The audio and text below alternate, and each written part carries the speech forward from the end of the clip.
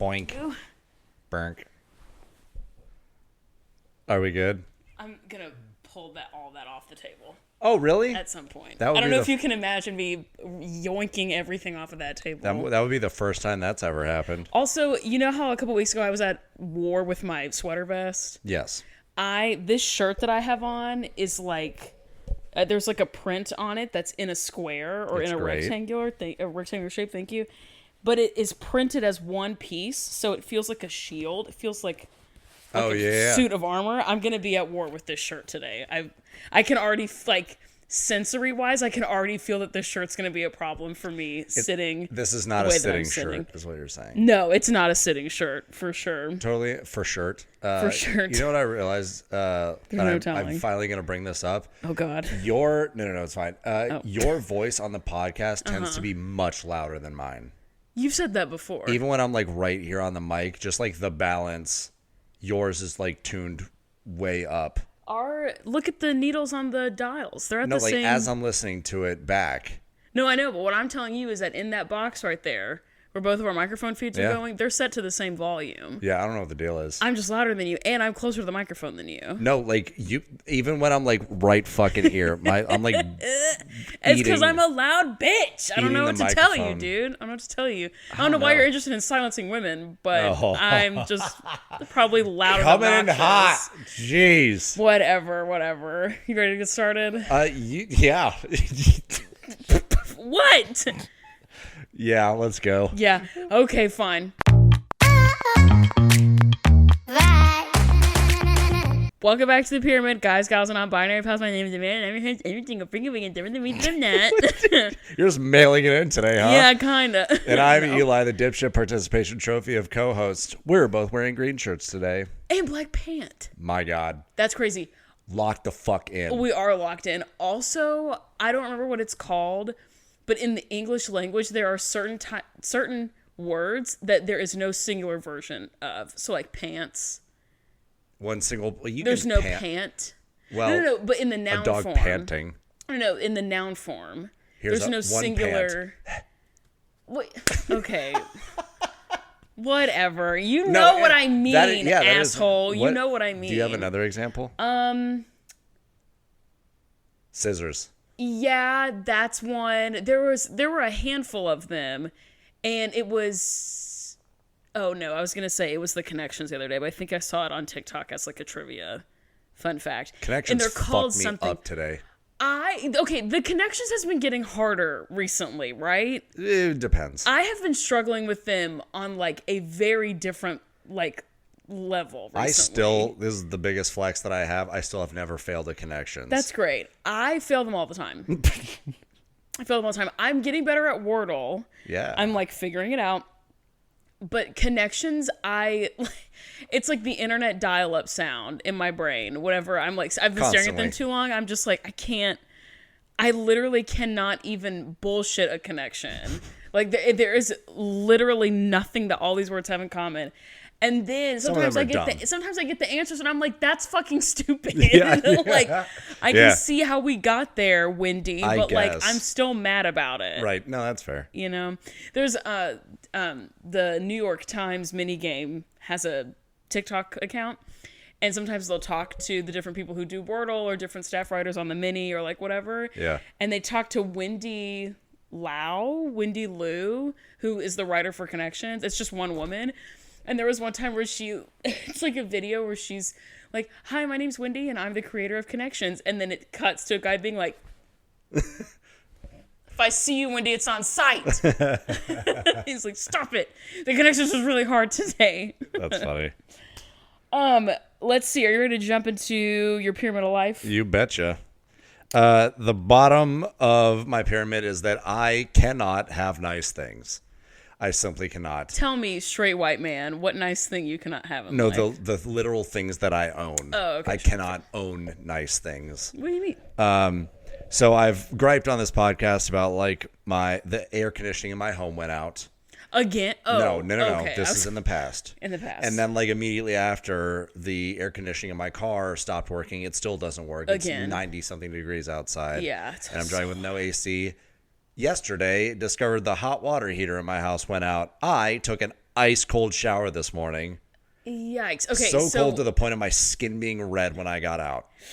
So which one are you going to fix? You're going to have to fix the house. I am not fixing my car. No, I've said that repeatedly. I'm not fixing my car. I'm driving it until it stops running. It stops running. That's I'm when we done know we've hit fixing rock things. bottom. Yes. It stops running. Okay. I'm done fixing things with it. And when it stops running, that's it. I'll leave it wherever it is. And that's the So end you're of it. waiting for the engine to die. Yeah, engine, basically. transmission, something like that. Something like yeah. that. Okay. Brakes go out and I crash into like a ravine or something. Sure. Or someone like totals your car. Yeah. Or Oh, something like God, that. I hope that happens. Oh, let me get that insurance I loved money. my car and it happened to me. It needs to happen to you. You need need to it. do just like me, you be wanna- totally uninjured and get your car fucked up. Do you want to commit insurance fraud real quick? No, but you wanna- can't. I just got a new car. You want to? No, Yeah, but you can get another new car and run No. into me, and No. it'll be great. No, as much as I would enjoy running you over with my car. No, not me, my car. No, running you over with my car. No, wait. I feel like we're I getting don't our think you wires could do crossed. that. No, I don't think so. So anyway, yeah, an ice cold shower. So here's the thing,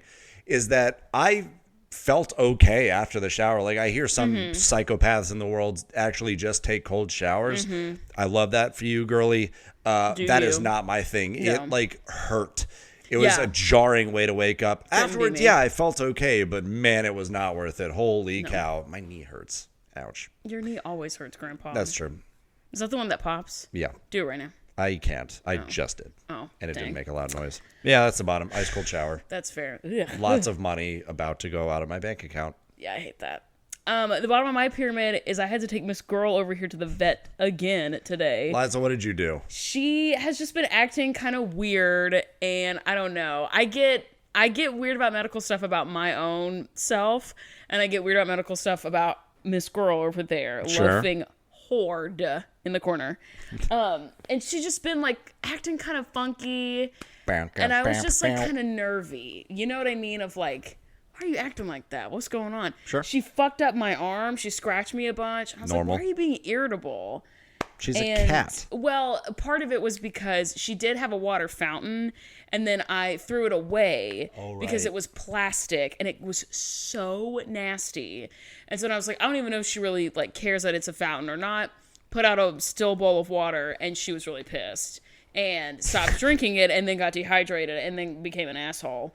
And I got her another water fountain that's metal, so it's easier to clean and not as like porous and nasty, and it's pretty metal. And now she's fine. What a cutie. But when I went and took her to the vet, they were like, she's behind on a couple of shots. She should get a couple shots. And I was like, okay. It was $215. God damn. I was going to say, it's always good to like... Annoying. It's always better to be safe than sorry, especially when it comes to Well, pets because they can't communicate. Right. The problem is it might be like $100-some vet visit to know. be told, yeah, your cat's fine. And I might not have done it, but I'm about to have another roommate move in August, and she has a dog.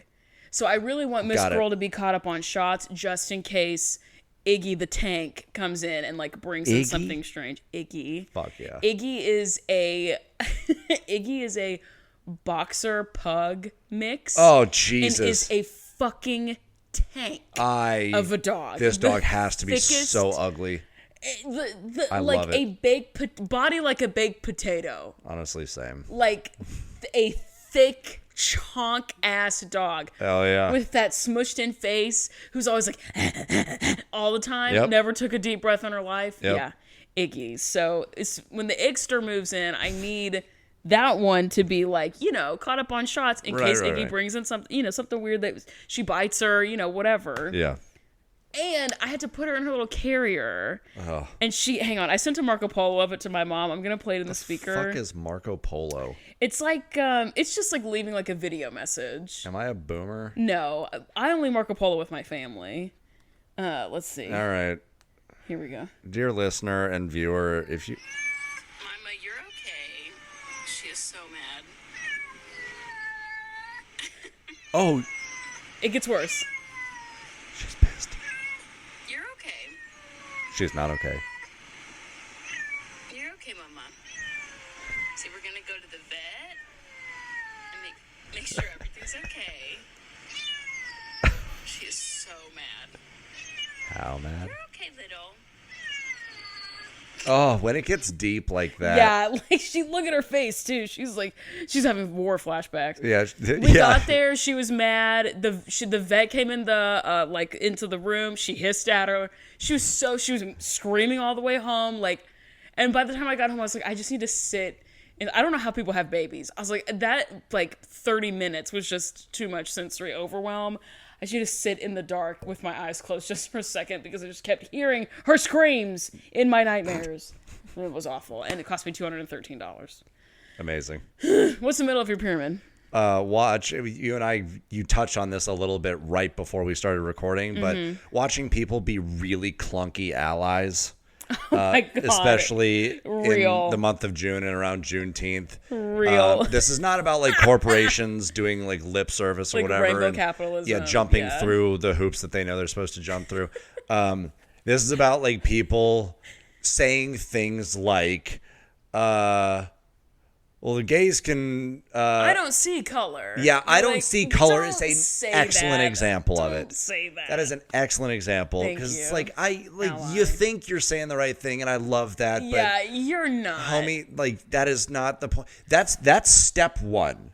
Getting to Right. that point in like I don't know, like the 90s or whatever. Like that was Yeah. kind of when it was like I don't see color. We're all the See same. color, the human race. But now you we've know. and now we've kind of upgraded to the like no, we see color and appreciate it. Right. That's like kind of the next thing. And Right. some people haven't quite gotten there yet. And so like I love that like you've clearly like tried, like the effort is being made.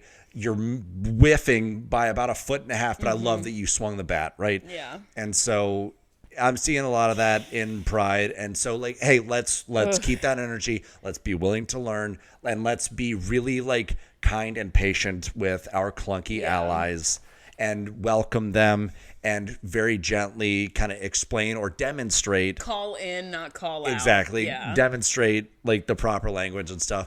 It is really hard to stomach sometimes people saying shit Yeah. like that though. It's like, oh no, Yeah, nope, not that one. Bud Light ran a rainbow capitalism ad. I don't think it was last year. I think it was 2 years before, and it was a big old it was a billboard, and they had one in Nashville, and it was like LGBTQ like lined up like this.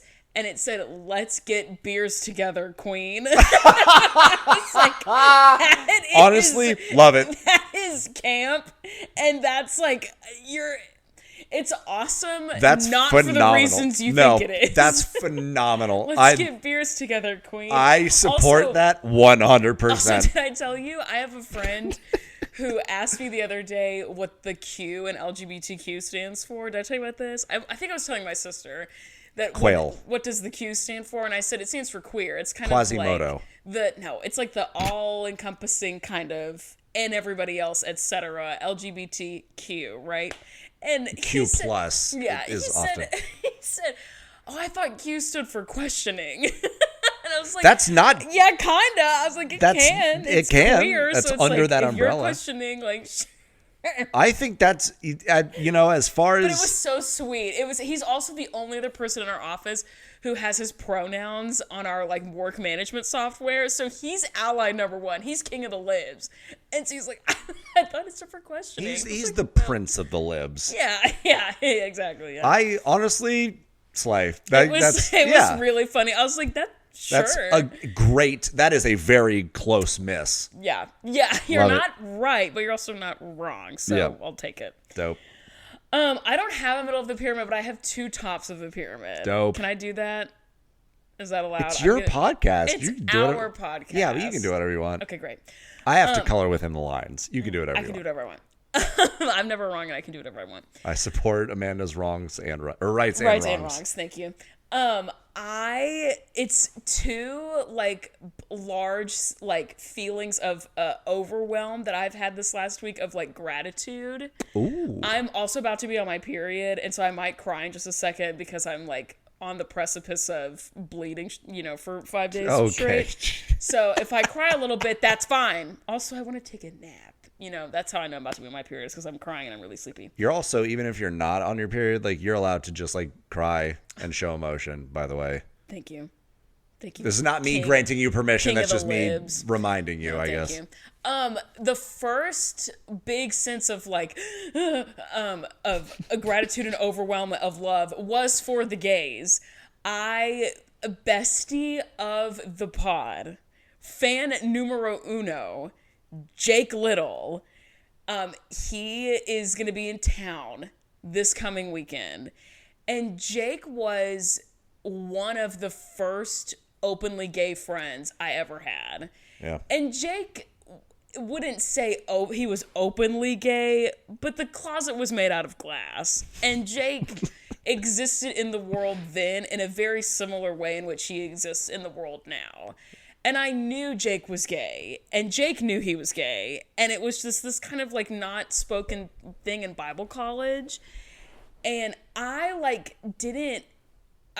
finally like over the last like week or two thinking about going to Pride. I went to a dance party for Pride weekend that's called QDP in Nashville. It's the queer dance party. Is that short for cutie patootie? No, well, it can be. It's short for queer dance party, and they have them in different locations, like depending on the week and whatever.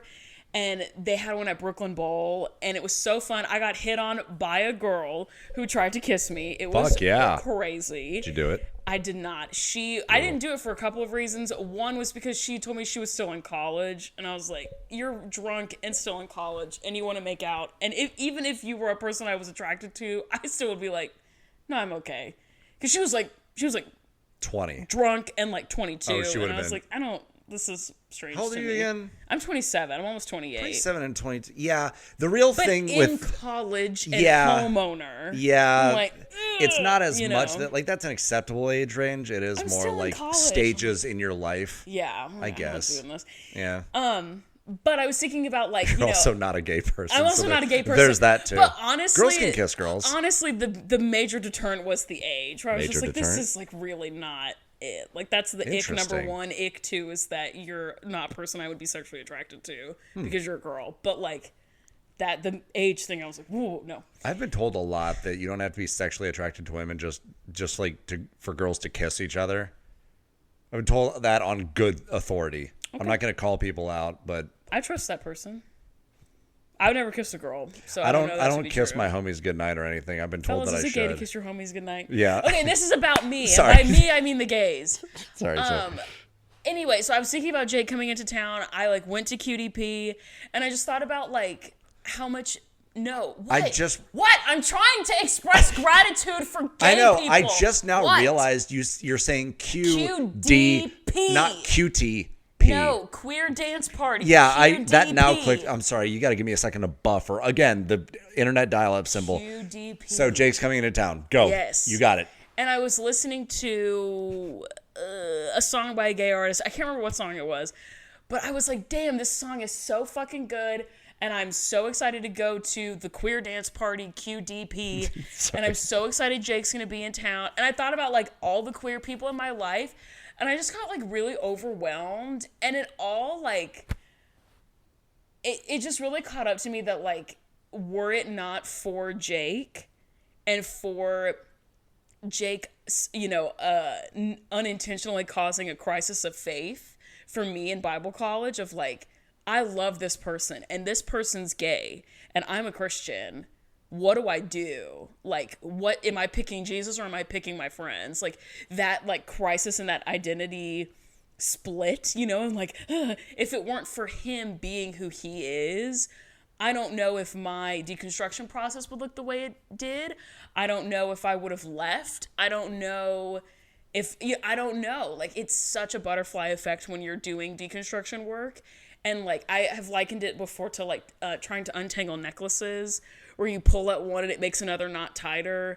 And then you keep pulling out other necklaces and you're like, oh, my God, I didn't even know I had this necklace. Whose necklace is this? And it just makes it worse the more you touch it and everything's, like, shitty and terrible. Jake was the first, like, big, like, actual cannot overlook issue.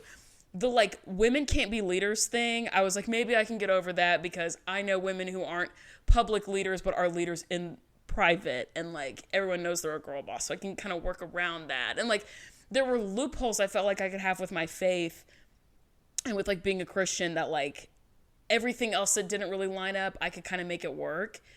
The gay stuff, you either are okay with gay or you're homophobic.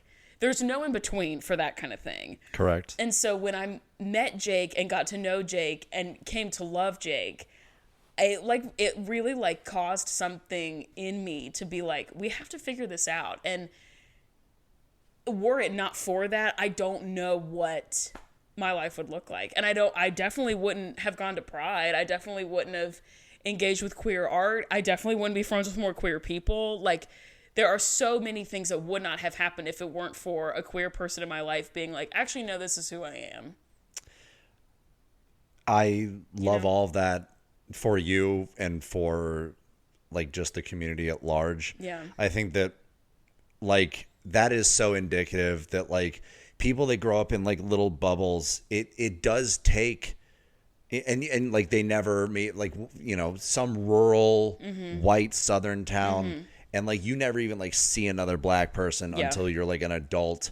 And it's like strange. There is some like tension, like, oh, this person's different from me. Oh, I've been told my entire life that this person is amoral, or you should be afraid of them, or is a sinner inherently, or whatever, just by existing. And it takes like active work to like overcome that. Yeah. And so like, it is a little bit difficult to completely fault people that grow up and are like in their little bubble and stay in their little bubble because it is uncomfortable. It's that hard. Cognitive dissonance that you feel where it's like, that's strange. So is this person right? Or has every person I've ever met been lying to me this whole time? And to choose to say like, maybe they were. This person's dope and has a right to exist. And I've been getting lied to. Yeah. That takes a lot of maturity. It takes it's a risk. It's really hard. And it's exhausting. Exactly. Like, it's so tiring. It is. You have to actively fight every like thing you've been taught, every instinct that you have to like grow. And so that is fucking shout out to Jake. Shout out to you for being willing to like go through that. And to step out of what has been comfortable into something that was maybe initially uncomfortable, and now you're like way the fuck better for it. I had dinner. I had a dinner party here last week, and I was the only straight person in attendance. You do hang out with the gays a lot. I do. I'm a fruit fly. I can't help it. But it was like all like female, like lesbian couples, and like. It was just really nice and really healing to like homosexuality and any sort of queer expression in general was framed as such a like depraved, carnal, gross thing when I was a kid that like that's not natural, that's not normal, all these things, which we all know are like categorically false, scientifically false, all these things. Like I know that now. But to see, like my friends come over and just, like, be friends and engage with me in a way that's so lovely, engage with each other in a way that's lovely. And not to say that your homosexuality or whatever is only valid when you're in a relationship. I'm just saying that, like, the framework that I was given was this gross, depraved, awful, you know, kind of way of existing.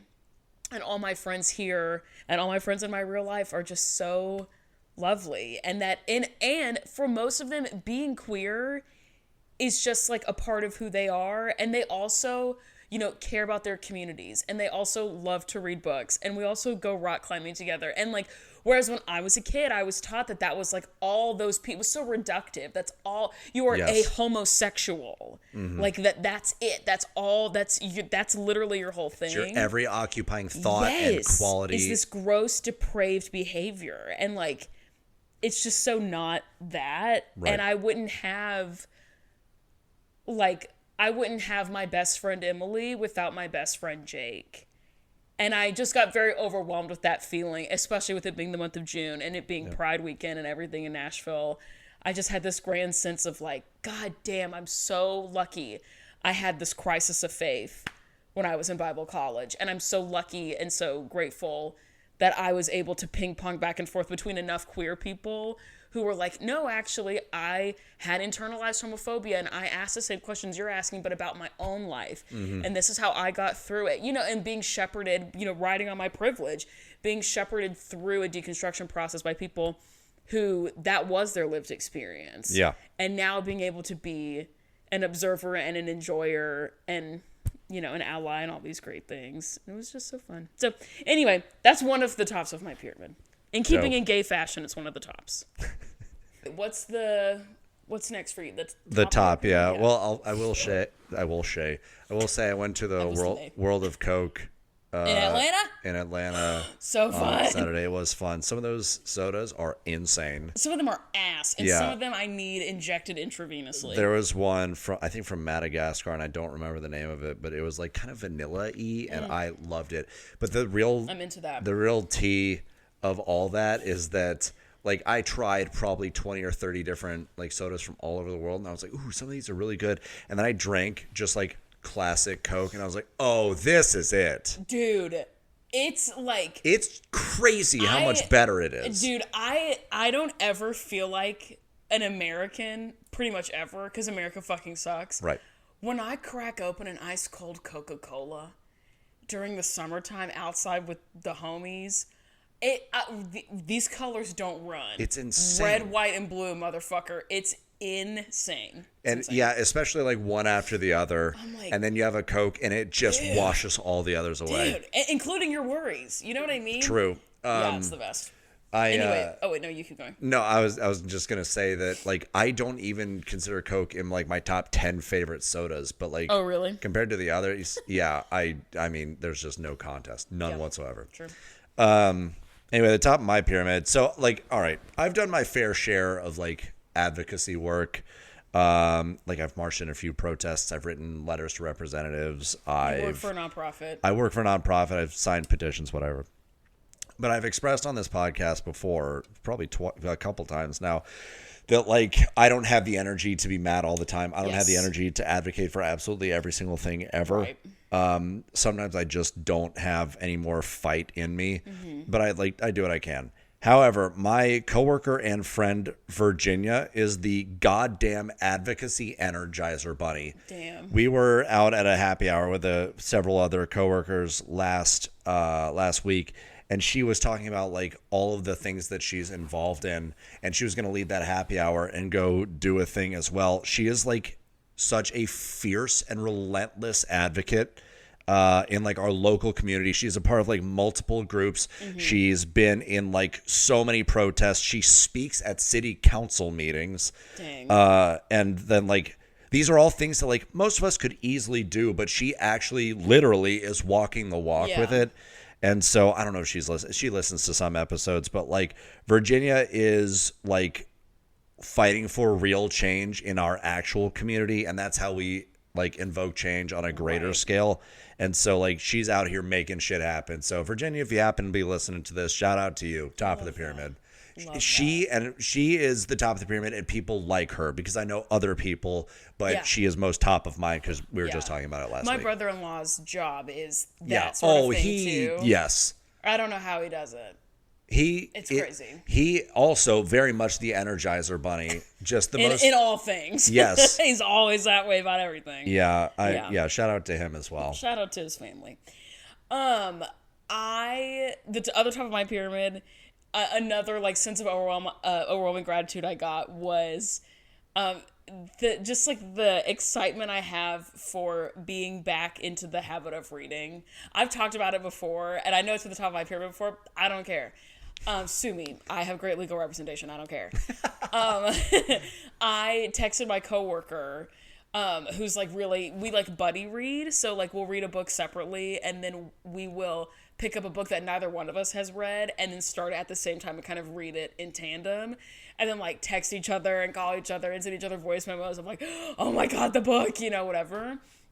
And it's just like so nice to see like, this is actually a thing I really enjoy doing that I didn't really read a ton when I was a kid. Like I just wasn't into school like that. And so reading felt like that's what my sister does. That's for smart people. Neely's the I'm going bookworm. to watch TV and be annoying. And Neely was like, I'm going to read and be educated. So I didn't do it because that was my sister's thing. And like, as you're the oldest of your brothers. Yeah. But as the younger sibling, you either want to do everything your older sibling is doing or nothing. And most of the time I picked nothing. I was like, no, I'm my own person. Blah, blah, blah. Even though if I could be like my sister, I'd be the coolest motherfucker alive, but whatever. I just didn't want to read like that. And now as an adult, I see all my adult friends that are readers. And I was like, oh yeah, in college I kind of did. In high school I did a little whatever. But my coworker is on my ass about books. And when I went through a breakup a few months ago, I was like, I'm going to take a break from reading because I used to go over to his house while he would play video games and I would read. And so I was like, I can't read. Addison and I do that. Well, I'm sure. Great. It must be nice. I can't. I was like, I don't want to read. I'll get sad. So I took a break. And when I did, my coworker was like, totally get it. She was like, sometimes that's, part of life. But the good thing about books is that a book will be waiting for you when you're ready for it again. Yeah. And you can step back into that habit whenever it feels normal. There's no judgment, whatever. And you better fucking believe when I see like TikToks come up on my For You page of girls with like, Oh, whoa. damn. Sorry, it's the lukewarm Diet Coke. Of girls with like 100 followers and like no likes on the video, and they're like, here's what I'm reading today. Like, follow. Immediate. I'm like, you are a real human being, not a book influencer who gets a sponsorship with Book of the Month. Not that. Even though that's great and I love that and like whatever. But like the real shit, the real girlies. The people out in the who in are the not book getting streets. paid for it. They just really love reading. They're like, here's what I'm reading, here's how I feel about it. I'm like, damn, like, follow, share, subscribe, save video, Bookmark, comment. yeah. Yeah, like I'm hitting every single one of those interactions. Like, I'm so into it. Anyway, and I was just like, I love this hobby and I love my friends. For sure. And I'm about to be on my period. And it was just like, and I'm gonna have Taco Bell for dinner and cry. Fuck yeah. Yeah, that was me a lot of last week. So Oh, I need to go out Taco Bell. That sounds awesome. I can't talk about it because I'm Can't gonna taco about it? No, because I'm gonna want to go get more right now. What's wrong with But I that? got Taco Bell last week. So? I have drive-through anxiety. Have we not talked about this before? I have really bad drive-through anxiety. Do you not know because what you I grew want up beforehand? fat and I currently am fat, and like being in a drive-through feels like this is bad because fast food's bad. Because what if I get fat? It's like this internalized thing. So I like almost never do fast food because I can't sit through a drive-through. Food is fuel. No, I know. And, like, if I want it bad enough, it doesn't fucking matter. I'm almost 28, whatever. But I can't, if I had it last week, I can't have it this week. Because what if I grow up and I get fat? That's in my brain. Yeah. So, anyway. We'll deconstruct that at some point, too. I would love to. I'd love to eat Taco Bell more, but then I feel sad. And I'm like, what if I'm fat and no one loves me? It Bell, turns into that kind of thing. It's one of the healthier fast food chains. Taco Bell's so good. And the Taco Bell is. here... Yeah. Oh, they fuck it up. Dude, the Lord's work Yeah. is going down at that Taco Bell every fucking day. It's crazy. One of my former students worked there, and They never miss. I told him, It's I was crazy. like, you guys are professionals. Yeah. My compliments to the chef. Comments. You're crushing it. You guys are artistes. That's amazing. Okay. We've kind of buried the lead on this episode a little bit. What do you mean? Why? We haven't talked anything about the content. This is a special episode. What are you talking about? I haven't watched it. Oh, yeah. Are you ready to talk about it? Are you ready to shift gears? You bet your bottom dollar I am. Slay. Okay, Eli told me he didn't want to be prepared today. Correct. So we're going to do what he did to me a couple weeks ago, where Eli doesn't know anything, obviously, as is per the norm, and I explain everything to him like he's an idiot. And as he is. So I'm going to pull the straight white man and just kind of show up and And take the credit. take the credit. Yeah. Mm-hmm. Yep. Okay, this is the story of a girl. No. I knew you were going to say it, too, so I had to beat you to it. I wouldn't ever do that. Yeah, I think you did it last week. Anyway, season 3, episode 32. It is called The Dancing Dead. What? Oh boy. Does Abby murder a child? No, actually, weirdly, it has almost nothing to do with the dance. I don't know why they named it that. Now that I'm thinking about it out loud, what the hell even is that? But whatever. What the hell is even What that? the hell is even that? You know what I mean? Daddy, chill. What the hell is even that? Last week there was no Kelly, right? We are Right. sans Highlands. Damn. Leslie, unfortunately, making very valid points. You hate to see Leslie win, but Well, like, damn. sorta. She was like, Kelly storms out all the time. Yes. Why aren't y'all mad about it? That was valid. And it's like, yeah, okay, that's kind of a valid point. But also, Peyton is a little dick. Yeah, a little bit. So. The Abbey Lee Dance Company beat the Candy Apples last week.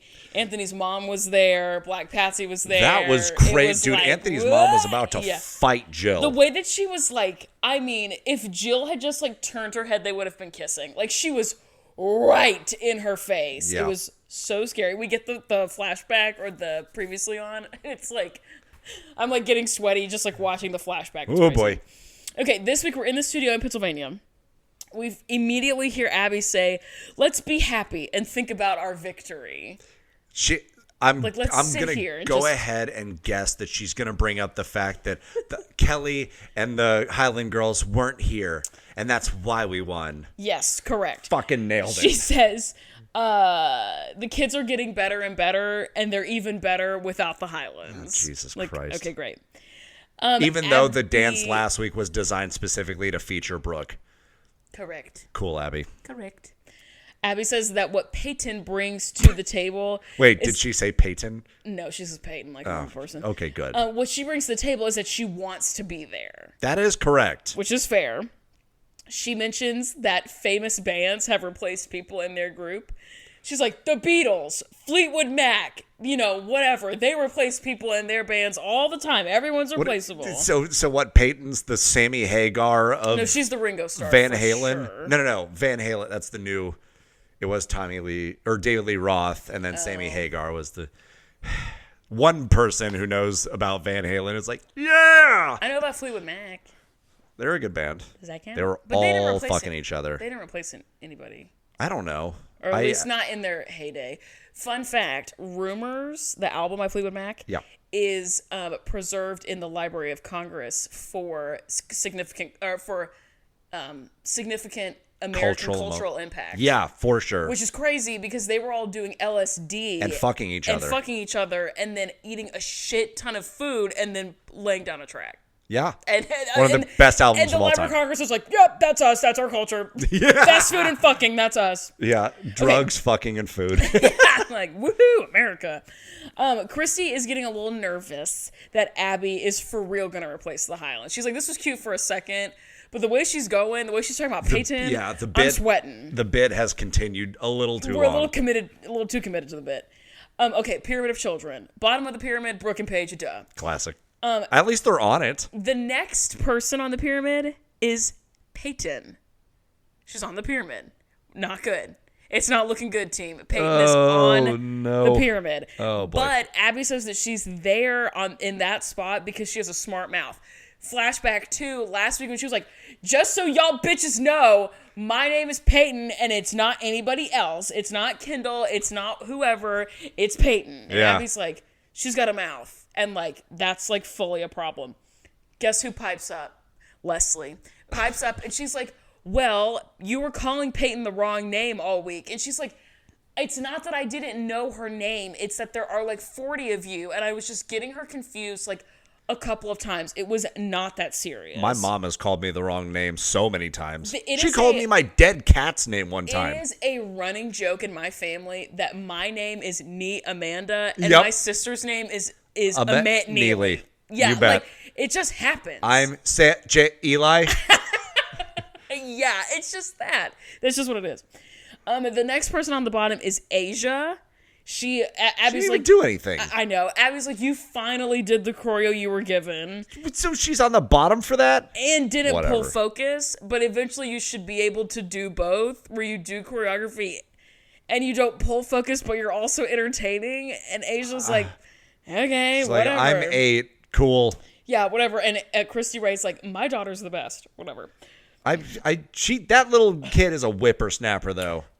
What do you mean? In a good way or bad In way? a good way. Oh, yeah. She's very talented. And she knows how to play the game, too. Hard worker, professional, all the things you want in a child star. Mackenzie. Mackenzie's next. Kelly says... Kelly? Nope. She's surprised? Kelly popped back in. It's just like... Not Kelly. Hey, Mackenzie kind of sucks. And then she dipped back out. Kelly says that she's surprised when it seems like... Oh, maybe I meant to say Melissa. Mel, like M-E-L, autocorrected. Yeah, Melissa says that she's surprised... Oh, yes, I remember this.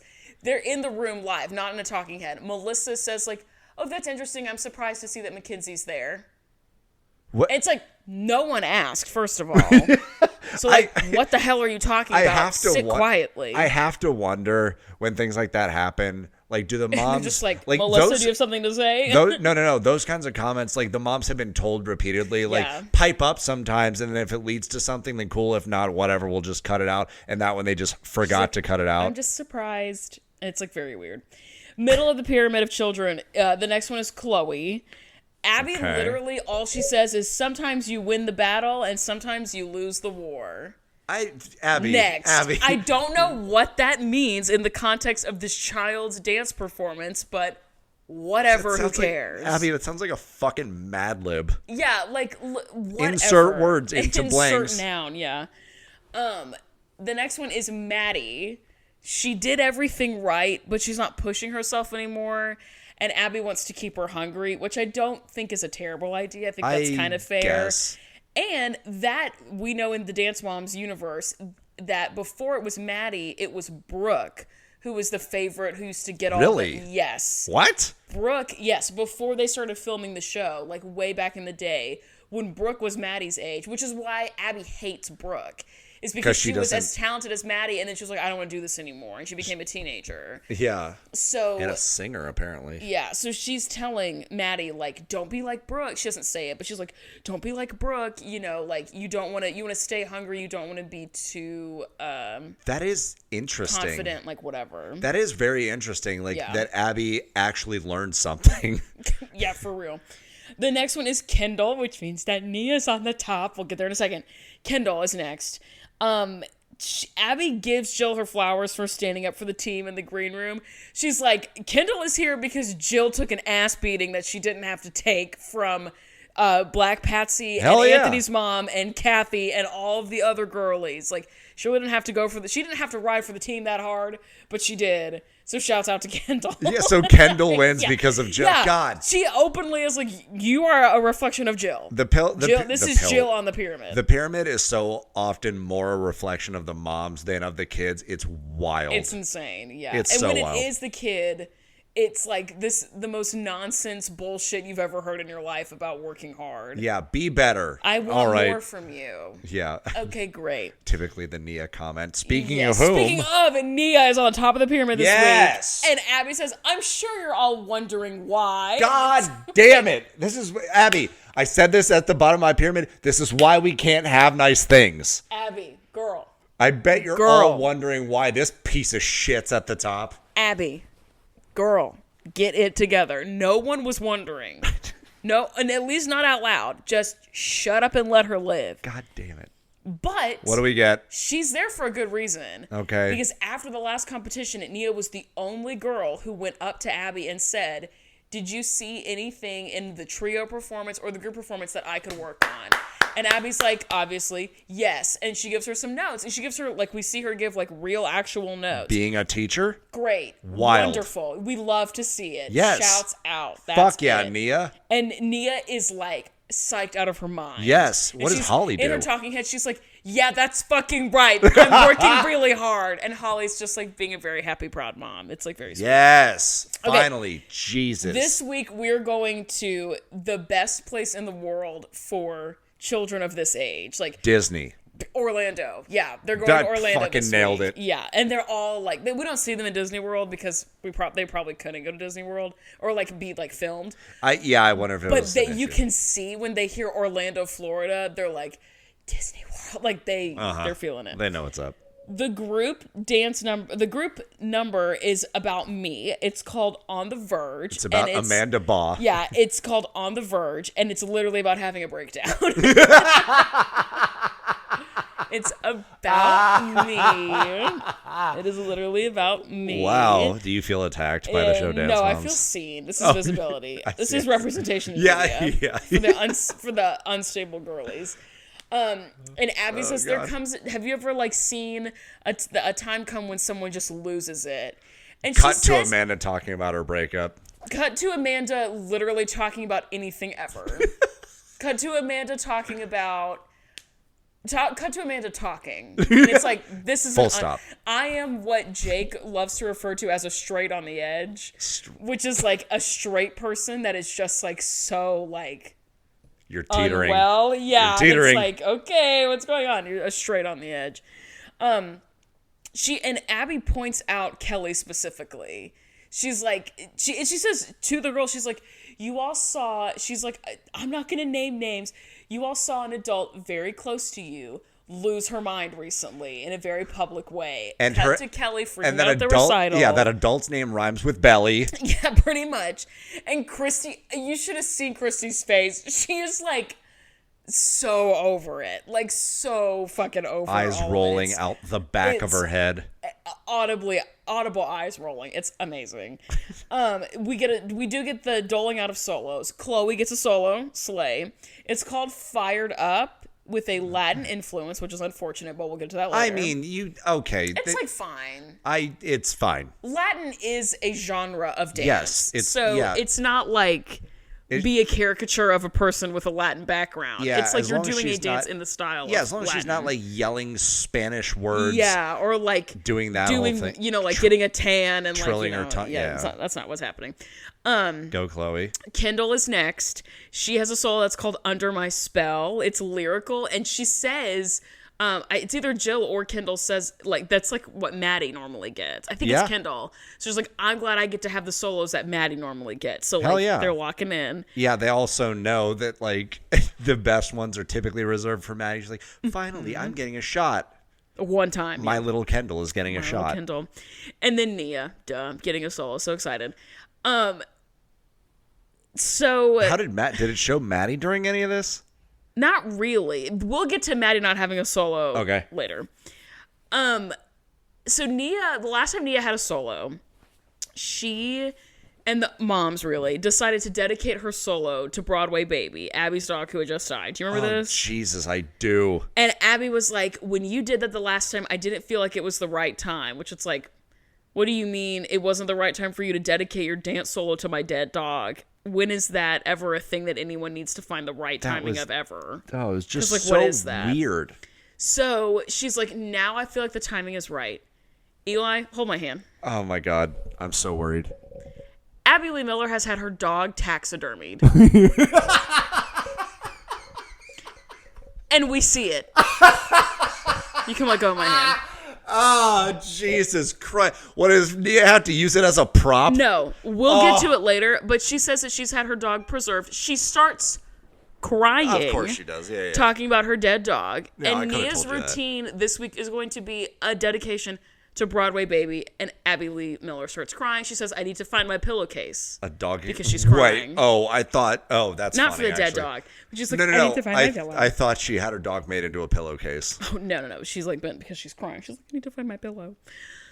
Melissa says that she thinks that Maddie, in her talking head, she says that she thinks that Maddie would have appreciated being in the Broadway Baby shut the fuck grief routine because Jesus. they like took care of the dog a lot when she was sick before she died. The Melissa's family did. I don't think The it's that deep, Zigglers. Melissa. It's really not, but whatever.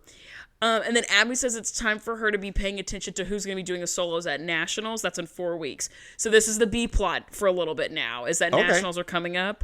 We're going to kind of revisit this probably until Nationals of like, you fuck up now doesn't bode well for whether or not you're doing a solo at Nationals. Okay, 4 I weeks. think that's actually fair. And she knows. Same.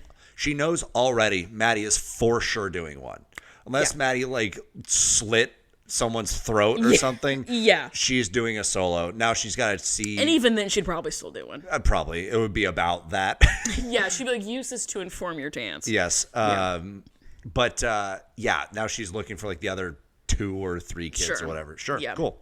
Okay, we get to see the group rehearsal. Abby full on says this number is about women on the verge of a breakdown. Boy, You're looking at her. Me. Also, Me every moment of every day of my entire life. I have to ask.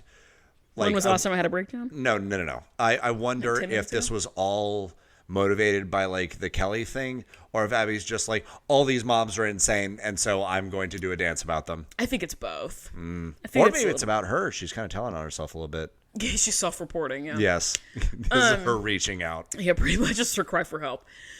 Christy notes that Maddie has the spot.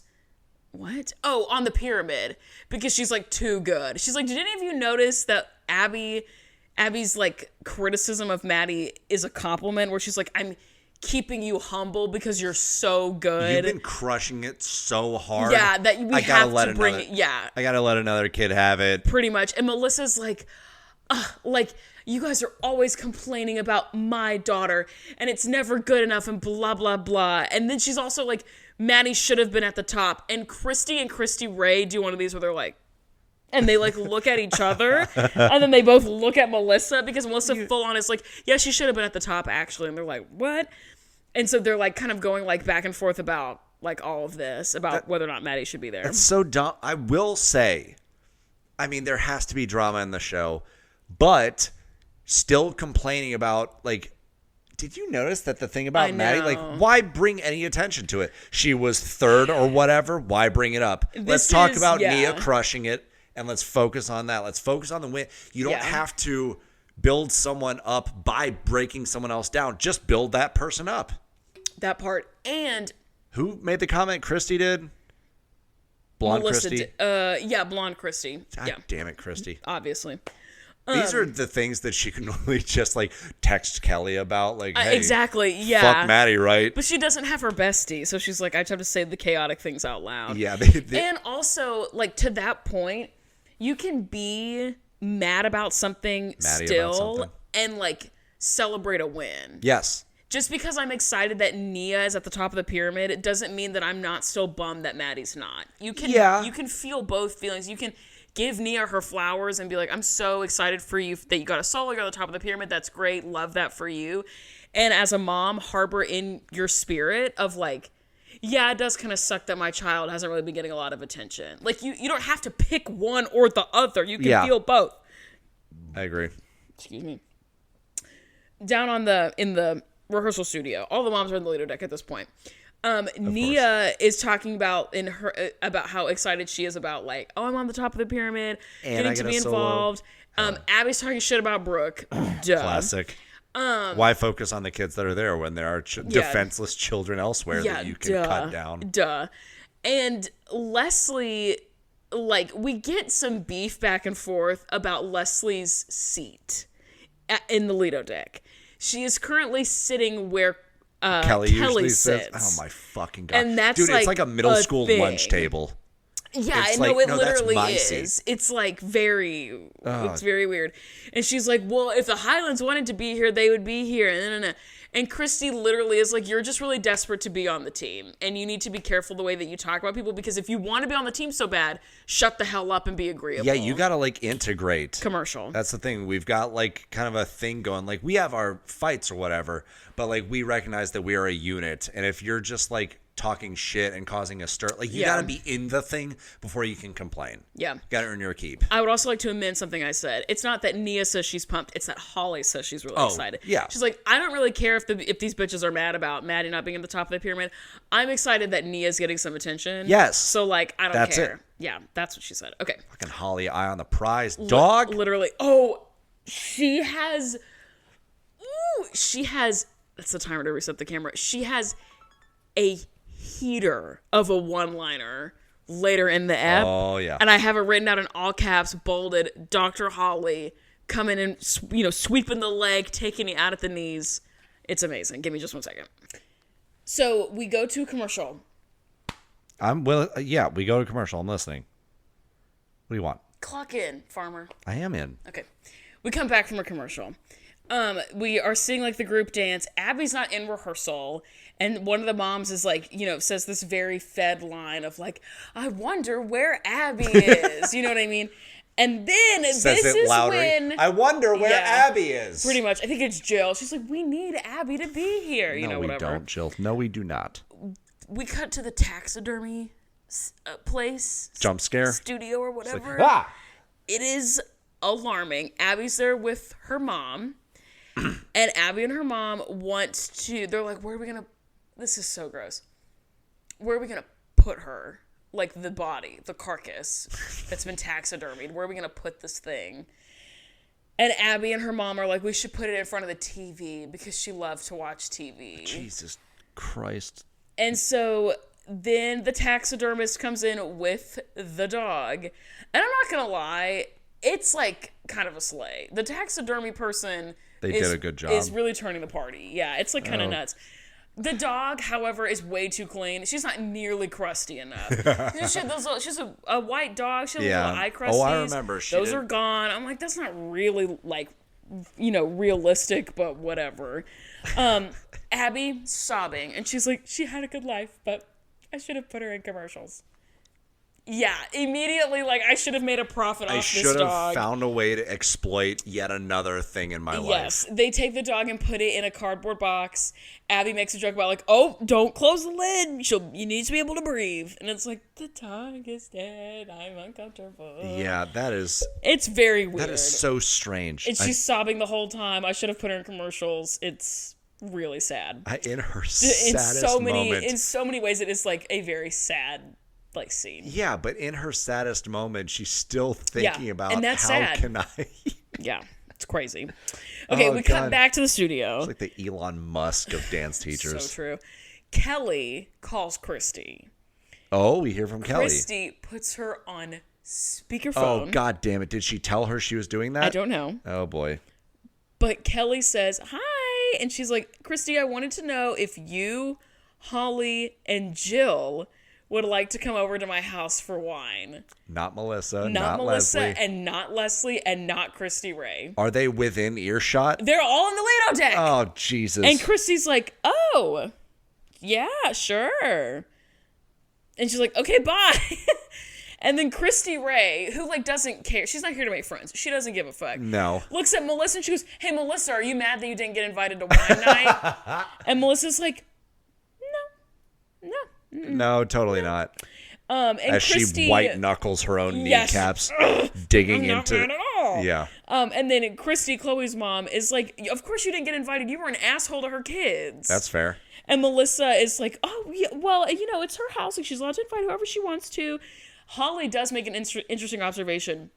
She's like, Kelly's usually just like a more the merrier kind of girl. So it is interesting that she's being so selective. That's not, so her being selective is not how she normally is. So this has to be personal. Like, it's kind of the insinuation.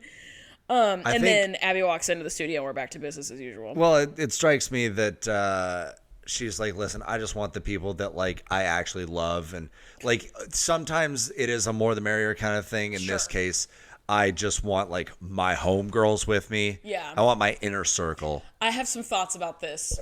You have the... Oh, my God. When we get there. Amanda, here we go. No, it's fine. Here we go. Shut up. You're Everything's doing- fine. Don't panic. You don't know anything. You don't even know how to read. We're going to get to the girl dynamic later because I have some thoughts about that. It's like the UN. There's like the United Nations and there's like the Security Council. Yes. She's like, I just need the Security Council for this one. Just truly the cabinet. Yeah. Leslie asks the moms if they are planning to tell Kelly to come back to kick her out. Not to kick her out. She because... like is kind of joking. Okay, I but see. Melissa, so we were talking earlier just a second ago about how Melissa, when she gets mad, she says she's not mad and then she does something insane. Right. She snaps at Leslie. Here we go. She's like, well, actually, Leslie, you're not even really on the team, so it doesn't matter. Melissa, up until this point, has been like pretty Sweden about the whole thing. But and Leslie's like, I'm just like kind of kidding, but also we are on the team because we're here right now. Leslie is from the island of Delulu. She is not in touch with reality. She doesn't know what's going on. She is delusional boots. It's bad. But not only did Peyton compete last week, she's not just on the pyramid. She's not even the bottom of the pyramid. I will say, the pyramid is what kind of did it in for me. I'm like, fuck, she's on the team. She's around, dude. For real. Yep. Yeah. Leslie's sitting her happy ass in the Lido deck. Peyton on the pyramid, like looks like she's on the team to me. she's Buster. gonna be in the group dance when she's probably getting paid $20 for this episode. Getting paid to. Sure. Well, they can't all be winners. I don't think any of them have been. We get to see. We move on to Nia's solo rehearsal, and again, we get the blurb about how now the time is right, which is like, I don't know what that means because this is such a hyper-specific situation, but whatever. All right. Nia keeps fucking something up. Like, she keeps messing up a certain move. Damn it, Nia. And you see Abby say, like, no, you do this, then you do this. Nia messes it up, and she's like, no, try it again. Do this, and then you do this. Nia gets up, she makes the same mistake, and Abby's like, no, you do this, then you do this. And she does, again, the same thing. And she makes the same mistake. That is as an instructor, that it's makes infuriating. Oh my God. Now, It's like, no. But you Abby, keep doing the same thing. Right. It's not even a different mistake. You keep making the same mistake. Understand Yeah. the words I'm saying. Stop doing it. Do something different. Just do anything What different. planet are you on? Lock in. Do anything different. Real. So I know that you can. Real. Now, Abby says the words, Oh no. that's it, no solo. I'm finished. And Holly, who up until this point has been pretty far, like, she's pretty removed. She's like, nope, I'm just going to let Nia learn. I'm going to let her have this experience. Now Holly gets up and goes downstairs and she's like, okay, what the hell's going on? What do you mean no solo? How did you just pull her solo? Yeah, I don't recall a time that Abby has done that to another kid. The Highlands. Just for She's done it to Paige before. her least favorites basically. So- But just like you messed up a move a couple of times in Right. rehearsal, you just don't get to do it Can't- no. anymore. And she says, no solo, that's it, I'm finished. That's what she says. So then we cut to seeing Abby, Holly, and Nia at the front desk, and they start this nonsense bullshit argument of, no, I didn't say that, yes, the hell you did, back and forth, back and forth. Wait, Abby's claiming that she didn't say no solo? Yes. It's on film, Abby. Roll the clip. Roll the tape. Roll the tape. Roll the clip. Yeah. That's when Holly pulls down like a projector screen with Yeah, her she's laser like, pointer. "Oh, Like, interesting." If you look right here, so Yeah. there's the snap, the Yeah. quarterback rolls out, and that, Abby, is Yeah. where you said no solo, No solo. for Nia. Yeah, exactly. And so it's like this very weird conversation where they start in on her of like, what do you mean? No, I really want to do it. And she's like, I never said you couldn't. I never said you. It's like, what's going on? What's going on? Abby Lee Miller, professional gaslighter. So literally. So Nia keeps the solo and everything's fine. All Commercial. right. Well, good for you, Holly. Yeah, Dr. Yeah, Holly, Dr. for Holly. advocating against the fucking gremlin. Buffoonery. Yeah, Jesus Christ. We come back from a commercial, and Leslie really cannot just sit there and shut the hell up. She's like physically incapable of doing so. That is correct. It's insane. And we see Chloe kind of has this like little, like she has like a little fan. She's doing like a little Latin dance. Oh, she's like a little fan. I thought there was a person like sitting in there cheering for her. Me. Like a If little Chloe fan. doesn't have any fans, it's because I'm dead. Yay! She has this little hand prop fan that she's like practicing with in rehearsal. And Christy makes a comment about like, oh my God, she better not drop the fan. Because Chloe's she's got the headband that slipped down one time. Yep. The hat fell off one time. Yep. You know, it's kind of this like tongue-in-cheek joke. And Leslie is like, I just really have a problem with the way that you're always complaining about Chloe getting things that Peyton would kill to get. And Christy is telling Leslie, like, girl, it is not that serious. I'm making a joke. She will be fine. It's not that serious. Yeah, Leslie, chill. And Leslie just, like, really can't abide. And it's very frustrating to watch. She's like an just avalanche, Leslie. dude. Once she takes it's like that first snowflake falls and then all hell breaks She's loose. tasted blood. Yep. And now There's blood in the water. Yeah, blood That's in the right. water. And we see Chloe's solo rehearsal. It's I'm not gonna lie, it's like very cute. She's Good. really that girl. It's very sweet. We don't get any weird cultural appropriation outside of Right. like a stylistic choice. Yeah, to it's do just a Latin style dance. of dance. Yeah. She's not like, not That's anything fine. crazy. Nope, that's fine. Leslie tells Christy Ray, she's like, oh, Asia's mom, you and I are kind of in the same boat. How None so? of these bitches like us. That's not true. Basically is what she's saying. The other moms, I think, are pretty tolerant of Christy Yeah, Ray. and Christy Ray is like, I'm not doing this with you. Like, she doesn't really say those words, but she's like, what do you mean? Just like, and she's "Oh, I like, don't the know other about moms that." don't like us, and she's like, it doesn't really bother me. I'm here for my kid.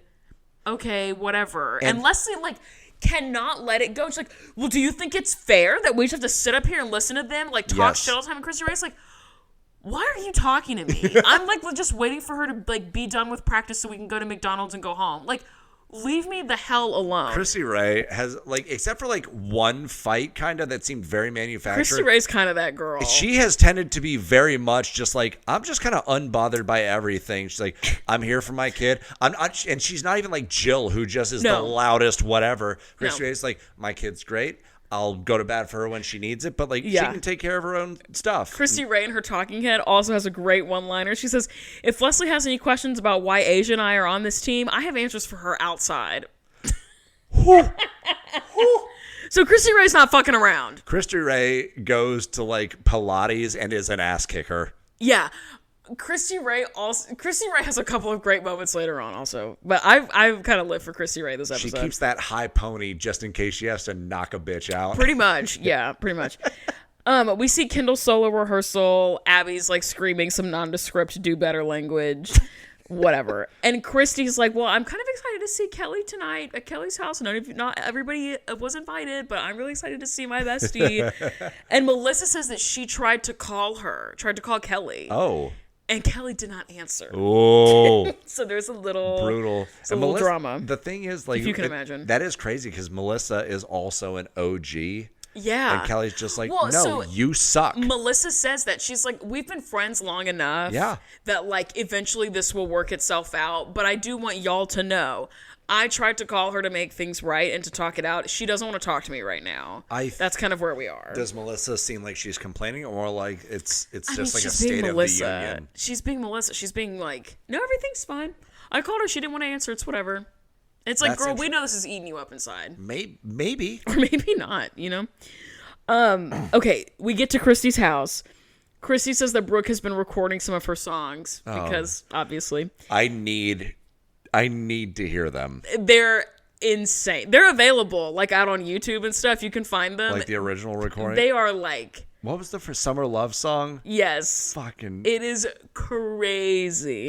There's one about how much pain she's in. Oh, my God. Yeah. It's everything. And she's 13. Or no, she's 15 at this point. At this point, she's 15. Like, there's no greater pain than being a 15-year-old white girl. Like, where it's like everything is the end of the world. I've never known a real struggle and everything fucking sucks. Yeah. Yeah. I gotta tell you, I wish I had been born several years earlier so that all of my awkward shit in my teenage years wasn't on social media. Yeah. The fortunate thing for me, though, is that most of it didn't make it on there. Some did. Yeah. I can't imagine being these kids and everything you do, or kids nowadays, everything you do is on the internet and everyone can see how cringe. Well, the other thing, though, is that kids then and now had like at least an example. Social media had been a thing before. Right. When I was coming up, it had not like, been. Oh, the internet. So we didn't know what to do with it. And God damn it, some of the worst, cringiest things ended up there. Yeah. My Facebook when I was in middle school was like... Dude, barren wasteland. Every time a Facebook memory comes up, I hit that delete. I'm just like, oh, Jesus Christ. Take it off the feed. Yeah. There should be no proof. Yeah. Between like 2017 or that's not right, 2007 and 2012 or so, I have deleted most things. Smart. Get that off the feed. Kelly says it is very... When we were at her house, and she's like, yeah, actually, it is personal that I didn't invite Melissa. She fucking sucks. Right. And Holly says that as an educator, it was really difficult to watch Kelly blow up like that in front of all the kids. She was like, that was really hard. I just kept thinking about the kids and what they're internalizing out of this, and it was just kind of difficult. Wait, why would something like that be hard for children? I don't understand. Yeah, for real, right? And Holly, but then, so she's giving this very diplomatic answer to Kelly's face, and then in Holly's talking head, she says, Kelly is being immature and stuck up. Hell yeah, like, Holly. Thank you Voice of reason, Dr. Holly. The wild thing is, she could say that in front of the other moms, About like anything. to Kelly, Oh, and they would all be like, Yeah. I mean, the smart one makes a good point. Yeah, they'd be like, absolutely, actually. Yeah, Holly very much seems like the mom of them. Like, she kind of sits back. She drinks tea and is educated. And she drinks she tea and is pipes up when educated. she needs to. She's Tea. like, I'll let them squabble for a little while. Okay, now mother needs to step in and Yeah, give some actual words of advice. and mother. And yeah. then octopus her way back into Yeah. the shadows when she's done. Yeah, pretty much. But then Kelly fires back with the I know you are, but what am I kind of shit, where she's like, Holly, you're really stuck up. And I think and she says in her talking head, that it's like really annoying that she's always pulling the educator card. She is, and though. she's like, what? She's like, I don't want her to, she says that she's a teacher. And I was like, she's a principal. But I really like that she always talks about how she's a teacher. Like, she needs to be a mom first and a teacher second. And it's like, this is not great. Yeah. Excuse me. That's the thing, though, is that comment isn't just from her being an educator. Right. It is, that weighs heavily on it. Like, Right. like you got to be like professional, but also like as a well, the problem, though, I'm going to correct myself. The problem is that being a mother for this group looks like blowing up in front of your kids. That's That true. is a normal thing to do as a mother for them. And so she has to come in with the next level thing and be Yeah. like, and also I know that as an educator, you Yeah. cannot do that. Kelly also says that she thinks that her being an educator gets in the way of her being friends with Kelly. She's like, you being an educator gets in the way of being friends with me. And it's like, that's not a good, you shouldn't say that out loud. You know what I mean? Like, you're admitting that your friendship is immature. Well, I think, that comment should result in you maybe looking inward. Yeah, Like, exactly. Why won't the smartest and most mature one of us be friends with me? Yeah. Yeah, what's it say about me? And then Jill says to Kelly that it seems, don't break that table. I was knocking it back in. Or not. Like It seems like, Go ahead. Sorry. yeah, no, I know. It's a funky table. Bow, bow, bow, bow. Jill says that it seems like Kelly doesn't care about the team. If you did care about the team, you would squash the beef and you would come back. I got to tell you, though. But then, wait. But then Christy says she says out loud to the group, she thinks that Holly and Jill have seen the way that Melissa, who's not here to defend herself, has just done whatever Abby's wanted her to do and how well that's worked out for Maddie. And Christy thinks that that's what Holly and Jill are doing, that they're turning into Melissa. Oh. And Holly goes, are you insane? Which is amazing. And Jill... But then why are they going after Holly? But then Jill, when nobody asked, says that she probably would have done what Melissa did and sent her kid to dance for Abby on the Today Show or whatever the hell, on Abby's Ultimate Dance competition, when they all made the pact not to go. They're like, Jill, would you have not sent your kid for real? And she was like, no, Kendall got asked to go but not perform. And they're like, if she was asked to perform, would you have sent her? And she was like, I can't say that I wouldn't have. I might have done the same thing Melissa did. That Jill. All right. So right now, she has such an opportunity to lock herself in as one of the girls. Yeah. And she just, like the softballist of pitches, and she just swung at it with her face. Yeah, terrible. So terrible. dumb. God, Jill. And Christy gets up and walks out. She's like, I can't do this. Bye. Have a good night. Out. Commercial. That's so, God.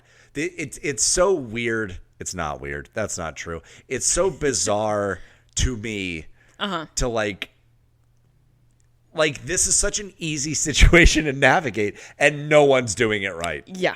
Nobody. They're all bumbling. Every last one of them is fumbling the bag. I get that it's a reality show. I get that. But y'all, there has to be a voice. Like, there has to be at some point you guys realize, like, okay, even though we're supposed to be like fucking crazy and everything, there has to be some This point can where be people. we can just like easily lock in. Nope. And save the drama for another time. No, Nope. incapable. Another thing that's interesting about this dynamic, hang on, I'm battling with my shirt. It's so annoying. It's all sorts of twisted around, and this whole thing is just one giant rectangle. It is a great shirt. I will Thank you. say It's that, annoying. yeah, like a lot of companies have upgraded, like shirt making companies have upgraded to like the actual, not the iron-on, like I think that one Yeah. is, but like it's just a like a screen part of the print, fabric. Yeah, it's a little more expensive, but my God, is it so worth it. So annoying. When it's not that way. So these are my thoughts about a circle of girls like this. A gurgle of So souls. there is this idea of fight or flight, right? We also know now we have fight, flight, fawn, and freeze. right? Where you have like your fight or flight responses, everybody knows what those are. But fawn or freeze, you have this tendency to like be nice to the thing that's scaring you so that you endear yourself to it so that you don't encounter the threat, or you just lock down and you're avoidant and you freeze. Sure. So fight or flight, fawn or freeze. I am not saying this is every woman ever. I am not saying that. Hello? My phone's like, what's happening, girl? Where are we going? Oh my gosh, my bestie at work just texted me. I finished the book. I can't wait to talk about it at work tomorrow. Hell yeah. Slay. But there is this like sociological trend in women for there to be two more panic responses: tend or befriend. So tend is when you just kind of kick your ass into gear and just figure it out. Don't worry, I'll do it. And you just make it happen so that the threat goes away. I'll do whatever you want so that the threat goes away. Shut up. That's kind of fawn, isn't it? Kind of. But fawn isn't necessarily fixing the problem. Oh, you're just like, please don't hurt me. But tend is like, I don't care if you like me or not, but I am going to fix this problem. Okay. Befriend is when you circle the wagons and you go talk to the girls and you group think, Shark Tank your way out of the problem as a unit. Interesting. And I'm going to talk about this a little bit more because this kind of dynamic reminded me of the song of the week for me. Being a girl is very hard and very confusing, especially when you're trying to be friends with other girls. It's very confusing. And I understand what Kelly's trying to do. She's trying to do the befriend thing, where she's just getting in the secret, just the spies, not everybody, just like the real ones, the OGs, the real friends, the Security Council. And she's trying to get all the girls on her side, and it's not working because not all of them agree with her. What she should do instead, in my opinion, is just acknowledge, like, I miss my friends. How's it going? Not like, I miss my friends, and the only way we can be friends is if you all share the same opinion as I do. Yeah, it is. Just, I miss you. Yeah, that's step 2, and she's jumping directly to it. Yeah. You're right. She has to start with step 1 and just be like, guys, like, I miss you. I just miss hanging out with y'all. We don't need to talk about future actions or whatever. I just miss you guys. Let's hang out and have some wine and talk a little bit of shit. And you could probably, I don't really know the ins and outs of their production schedule like that, but she probably could have talked about something else. You know, like, if anything, we have a common enemy. Yes. We have the common enemy of Kathy. We saw Kathy and Black Patsy last week. How did that go? Let's talk about that. Like, there must have been other things that they could have talked about, but Kelly is anticipating that everybody is going to be in her corner. Yeah. And the only person who's in her corner really is Christy, because everybody misses her. But what they're trying to communicate is, like, we miss you, come back. And what she's wanting to hear is, if you miss me, you would advocate for me so that I can come back. Yep. And that's the disconnect. Yes. And good as they should, none of them are really renegotiating their opinion too hard. They're all kind of standing their ground in, like, a respectful, moderate kind of way of, like, I don't know, like, you're kind of being an asshole. Just come back. Like, let's squash the beef. And then other people being like, you're kind of being a people pleaser. You need to stop doing that.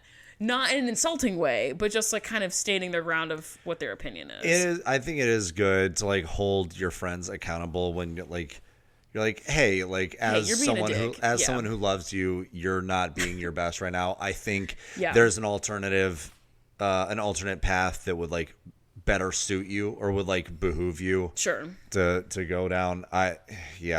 That's that kind of it's tough. That kind of social maturity I don't think exists at a strong level with most of the women involved here. And I'll tell you something else. That social maturity doesn't exist after the first glass of wine. For me personally. My truth and my journey is that social emotional intelligence is it lasts until about 3/4 of the way through the first glass. And then when we start getting down to the dregs and I'll have another, out the door. Yeah, and another thing. I'm like, and something else too about that ugly ass motherfucker. And so I need a boy to pay attention to me and tell me that I'm pretty. Like, that's me when I'm... Oh my God, wait, I have to tell you a story. I literally became you in the club. What? Eli Farmer, I channeled you so hard at the queer dance party on Friday. There were 3 different instances where I voice memoed my friends and told them about how much I loved them. Because I was a little tipsy. That's amazing. And I heard different songs that reminded me of my friends. And I voice memoed people and I was like, I'm hearing this song in the club and I love you. And I almost did one for you. But then I was like, no, Eli's going to think I'm weird. Which I don't know not why. think that. I don't know why drunk me gives a fuck. Because sober me is like, Eli doesn't think we're weird. Like, Also, yeah, I wouldn't. But I was like, I would no, love I need that. to, I was like, I need to cut myself off from the drunk voice memos. But it was great because I saw all of the like, I love you twos roll in the next morning. And I was Hell like, yeah. I stand by all of that. Yeah. What was also particularly humbling was seeing that all 3 of those bitches kept my voice memos. It was like, nice. Jake Little kept a voice memo from you. Austin kept a voice memo from you. And I was like, stand by those decisions. Hell yeah. Anyway. I firmly encourage people to tell your friends that you love them more often. Like, Yeah. you just like have that thought about them. This is something that I need to do better sober as well.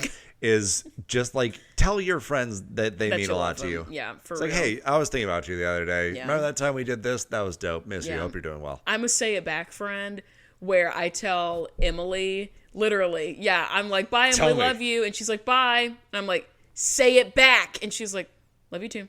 Okay.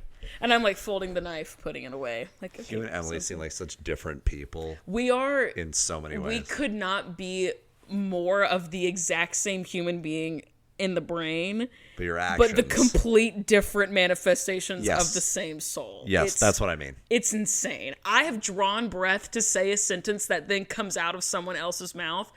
But Emily and I exist in the world in 2 completely different ways. It's very, very weird. That's funny. Okay, so we come back from a commercial. We're in Orlando. Abby says that she heard a rumor that Kelly is going to be at the competition, even though her children are not performing. And she tells the moms this in the green room. And none of the other moms knew that. Abby's the only person who knows, and she's like, oh yeah, Kelly's going to be here. Did she not tell you guys? That's so funny. Kelly's going to be here. Was this rumor fed to her by a producer? It had to have been. It was Brandon. None of the moms knew. Even Kelly or Christy. That It's like, is- what are you talking about? Her kids aren't performing. She's like, yeah, she's going to be here. She's like walking in the hall.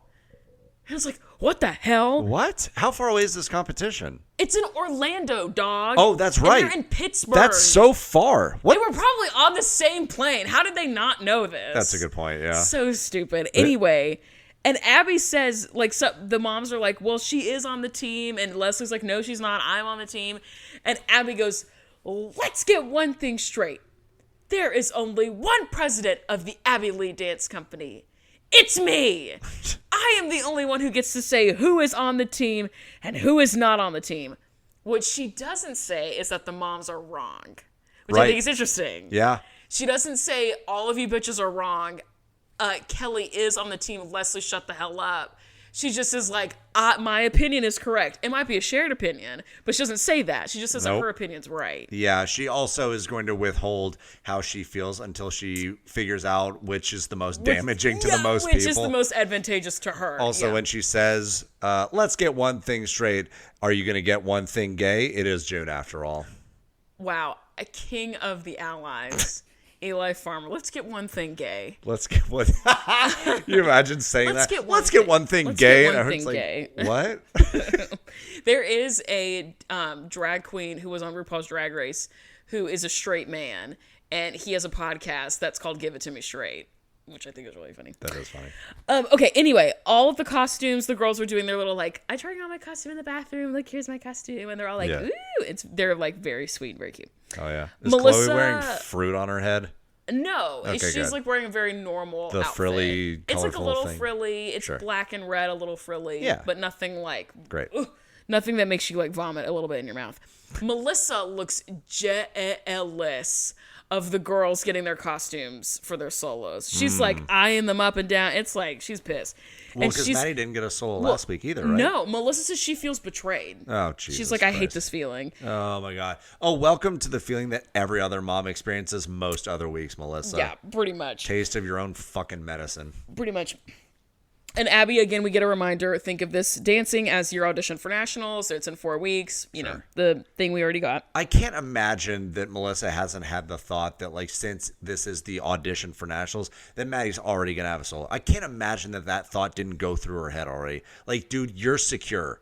You're good. You're the starter. You're LeBron James of this team. Yeah. You can hit the bench for 2 games in a row because we've already made our playoff spot. Yeah, We're just going to figure out the other 4. Right. The Highlands walk in. Bruh. All of them? Yeah. The girl? Oh, Yeah. Jesus. They walk into the area, into the audience of the competition. Okay. I thought they walked in the from green room. Sorry, I set that up poorly. Bruh. We've migrated from the green room to the audience. That's still so weird. It's so weird. And I got really bad secondhand embarrassment from this because Kelly walks up to the group, like she walks down the aisle, like the side aisle of the seats, and tries to get into the seats. And it's a long aisle or a long row of seats. The only way to get into where they are at the clump on the edge is from the seat that's at the edge. Okay. You know what I mean? Like, so she's standing right here, which is like by the Yes. edge, because that extends 50 seats Right. that way. Abby is the seat at the end. Of course. The only way to get to sit with her team is to get past Abby or for Abby to get up. That's hilarious. She won't do it. Abby doesn't get up. She looks at her and just like... She's like, I don't know what you're doing. She's like, you're embarrassing yourself. Kelly, the way that they edit it, I don't know if she stood there for 10 minutes or I don't know if she stood there for 45. I don't know. The way they edit it, because they keep coming back to it in between each dance, they make it look like she was standing for like 3 hours. It was probably like 10 minutes, but they keep revisiting it. That's amazing. But either way, it is very awkward. Abby's mom is also there. Why? I don't know, and she looks so uncomfortable. Yeah. And it's just like... Wait, why? What do you mean? Why would she be uncomfortable with that? Well, she's also sitting behind Abby, so she's like looking at she's looking at Kelly. Abby like this and looking at Kelly like this. Yeah. I'm like, Mrs. Miller does not need to be here for this. Kelly should have, as awkwardly as possible, just climbed over her. Yeah. She says, pardon me, she says, excuse you want me." me to climb over a seat in a dress? And she's like, I'm not doing that. You need to move. And she's like, I'm not moving. Give All Kelly a of a glass sudden- of wine, she would have done it. All of a sudden, please welcome to the stage, Kendall. Kendall's dancing. It the editing is ass. It is so jarring. Kendall does her solo. She crushes it. Good. Nia does her solo. She crushes it. Does she? The lyrics are crazy. The lyrics of her song, because it's about Broadway baby being dead. Yeah. The lyrics of the song, some of them are, my baby's gone. And I just wrote, oh God. Oh, boy. And then the ending phrase is, my baby has gone up to heaven. It's too on the nose, Abby. So weird. It's too on the nose. But she does fine. And Abby's like, yeah, they did great. Good. We come back to Kelly in the auditorium, Right. still standing. Again, she could have been standing for 4 hours. She could have been standing for 10 minutes. Who knows with editing? Probably not even 10 minutes. Yeah, 30 seconds. Literally, who knows? Abby's mom is like, you need to sit down. You are being so disrespectful. And Kelly says in her talking head, she's like, I appreciate Mrs. Miller's opinion. I know that she thinks the way I talk to Abby's not great. I wonder if Mrs. Miller knows how Abby talks to other people. Right. Because if her mom's She's around, she's one probably... side. Yeah, she's like, the way that she talks to my kid is like, that's insane. So maybe, let's not be too judgmental. Yeah, I find that's like the mom of like the kid that misbehaves in class constantly, but is super well behaved at home. It's Yeah. like, my He's child never would like that never at do that. home. It's like, well, that's funny because I'm an educator. He does it all the time here. Yeah. But whatever. Roll the tape. Yeah. Chloe Solo's next. Slay Olay. It's wonderful. Did you come up with that yourself? I did. Aspiring stand-up comedian Slay right Olay. here. Slay Olay. The moms are in the green room now. We've done all the solos. We've migrated back to the green room. Kelly is now in the green room. I was going to ask. She has followed in. Oh, Jesus. And Jill tells... I'm surprised that Abby didn't have a bouncer standing outside. Yeah, no, for real. No Highlands allowed. This is an insane sentence, but Jill tells Kelly Okay. that Leslie is not on the team. That Leslie says that she's not on the team, she being Kelly. Jill's like, hey, Kelly, that bitch over there says that you're not on the team. What do you have to say about it? And Kelly brings out a machete. He's like, well, I'll show you. yeah, he's like, beats her up. She says, well, it's really not up to Leslie to decide if I'm on the team or not, so I actually don't really care. Correct, and great response. Great response. And Leslie's like, well, that's really fucking funny. You should tell that to the seat in the Lido deck where I've been putting my butt. That's so funny. Tell that to your man. Chrissy's been sitting in your seat. She's like, yeah. She's like, I'm rubbing my butt all over Get my butt it. all up in that seat. I spilled coffee and everything. It is there. It's my seat. And Kelly says, yeah, thanks for keeping it warm. Oh, that's a heater. I was alive for the first time in months. That was an amazing line. Yeah, thanks for keeping it warm. Period. Unbothered.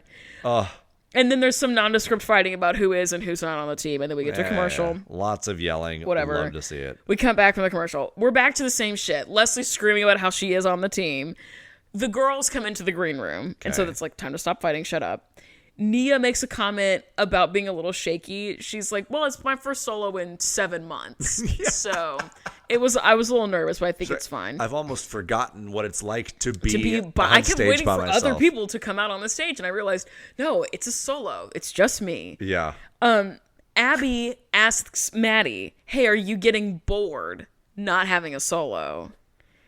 And she doesn't really know how to answer. You can see in her face she doesn't really know what she's supposed to say. And she says it's... I'm 10. Don't talk to me, please. She gives a very diplomatic answer. She says it's just weird.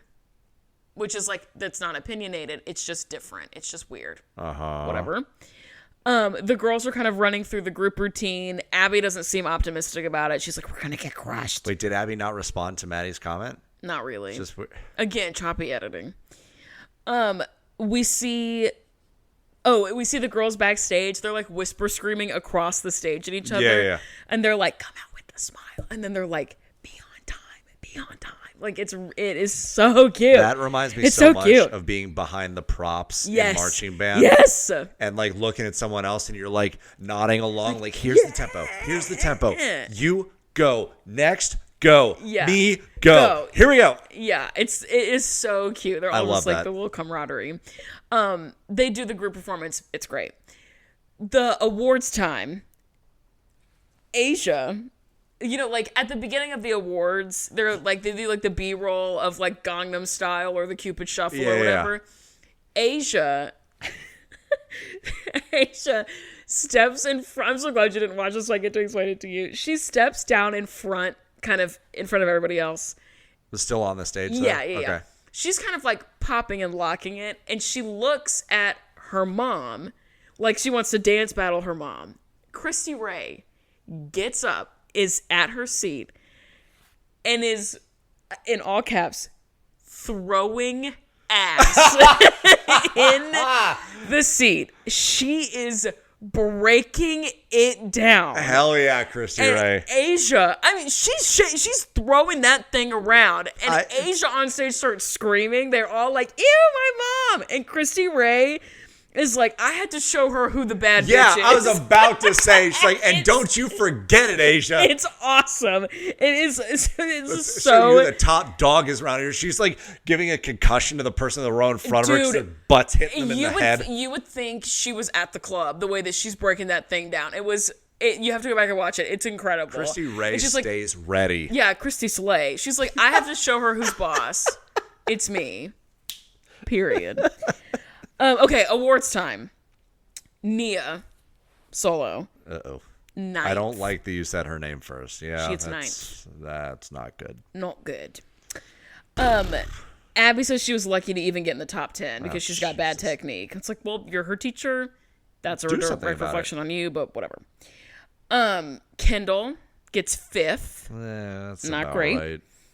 We're waiting on Chloe's score. We're hearing, 4th place, 3rd place, and they announce 3rd place, and Chloe looks at her mom, and she goes like this, and Chrissy's like, oh, top two, and it's like a very sweet moment, just like between the two of them. Yeah.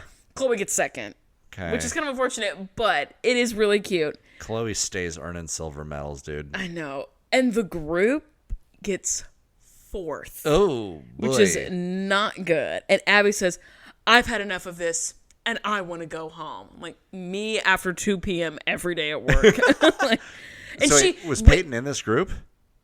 In the group? Yeah. What do you mean? Was Peyton in the group routine? Yeah. Mm-hmm. Well.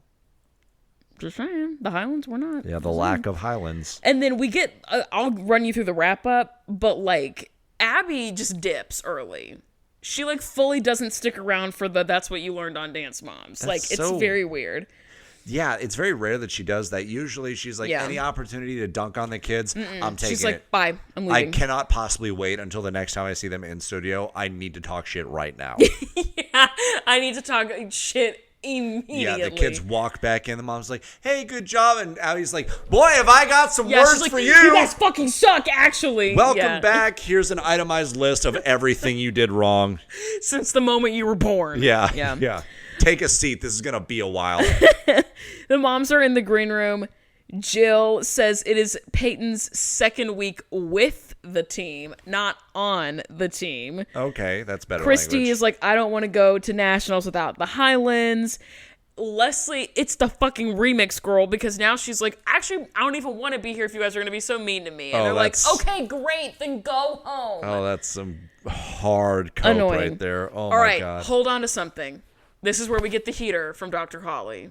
You ready? I'm clutching my chest. Dr. Holly says to the moms in the room, we're not just raising dancers, we're raising people. Correct. And that is a reminder that you are not just dance moms, you are also human beings. Yeah, straight up. And she says in her talking head, if Nia's not a good person, I have failed. Correct. If she's not a good dancer, Abby has failed. If she's not a good person, I have failed. That's even better, honestly. I'm like, and she says, I would rather have a child who is a good person than a child who's famous.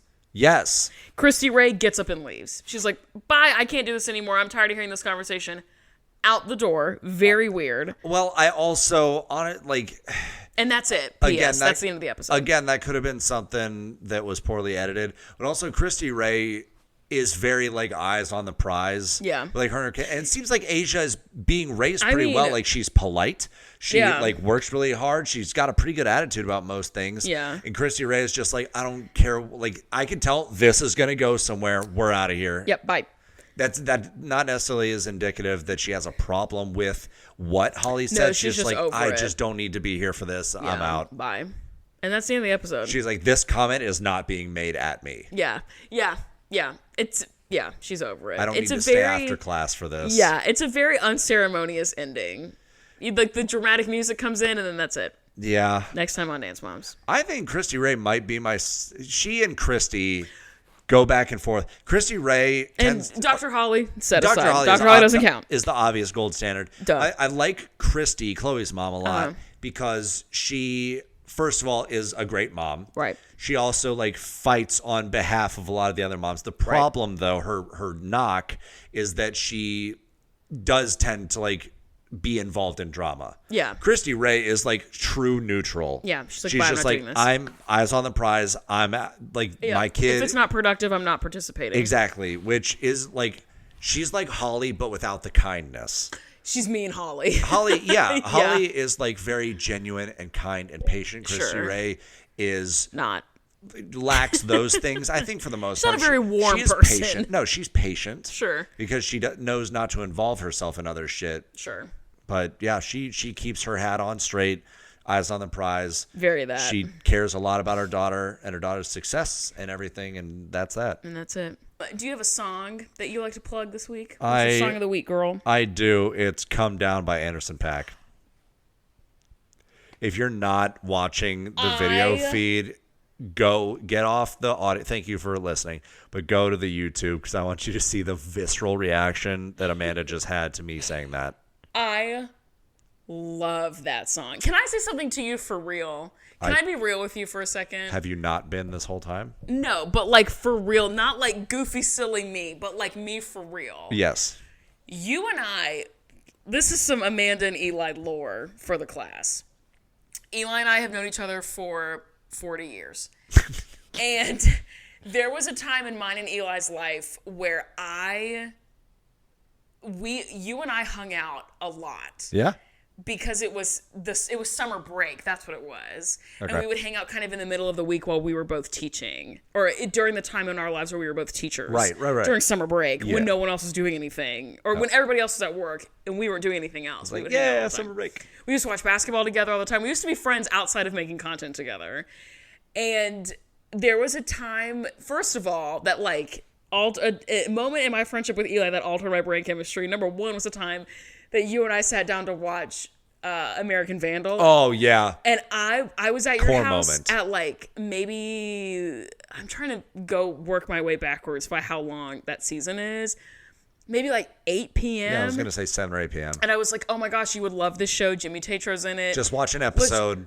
And Eli was like, we're watching the whole season. And Yes. we watched the entire season of Yep. the first season of American Vandal in one night. I did not get home until like 3:30, Yeah. 4 a.m. It's such a good From show. that. Holy shit. Another like canon event in my brain is watching the movie Booksmart with you. Yep. And that song is in that movie. And because is it? it's when they're in the pizza shop and they like go in and they like try to rob a guy. They try to steal a guy's car. And that song plays for like maybe 15 seconds in the background. Dope.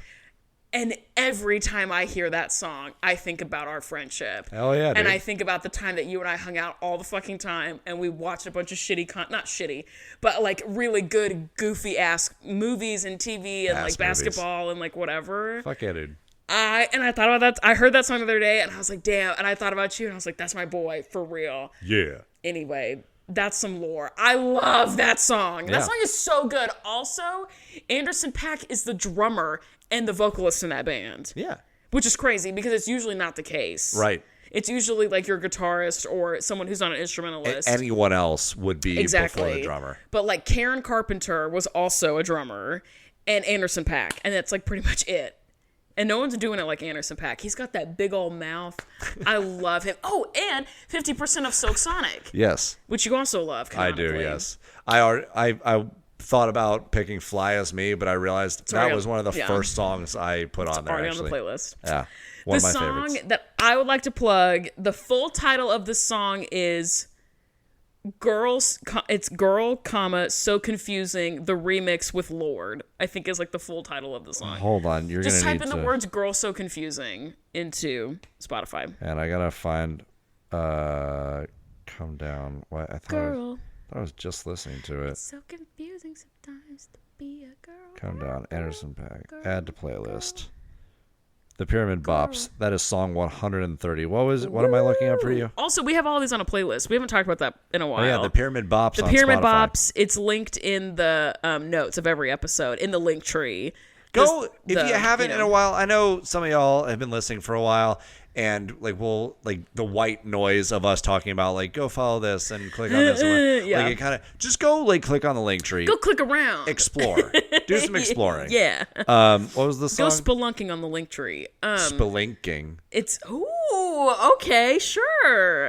I think that was good. Thank you. It's called Girl So Confusing. Just type that in. So confusing.